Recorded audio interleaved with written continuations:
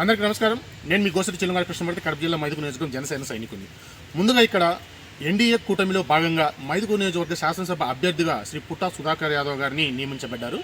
మరి మిత్రపక్షమైనటువంటి మనము జనసేన పార్టీ కార్యకర్తగా ఆయన గెలుపులో పార్టిసిపేట్ చేయాల్సిన అవసరం ఖచ్చితంగా ఉంది. కానీ జనసేన కార్యకర్తగా కంటే కూడా ముందుగా జర్నలిస్టుగా పనిచేసిన అనుభవం ఈరోజు ఖచ్చితంగా ఆయన గెలుపులో మరింత ప్రభావవంతంగా ఉపయోగపడుతుందన్న నిర్ణయంతో రాబోయే ఈ 40 రోజుల పాటు ఖచ్చితంగా 40 రోజుల పాటు జనసేన పార్టీ తరపున కూటమి అభ్యర్థి యొక్క అద్భుతమైన వారి గుణాలు కానీ, ఆయన అవకాశాలు కానీ, ఆయన బలాలు కానీ, ఆయనకు నియోజకవర్గం పట్ల ఉన్నటువంటి చిత్తశుద్ధి, ఇటువంటి విషయాలన్నింటినీ ప్రజలకు చేరవేసే ఒక మంచి ప్రయత్నాన్ని ఒక జర్నలిస్టుగా చేయాలన్న నిర్ణయం తీసుకున్నాను.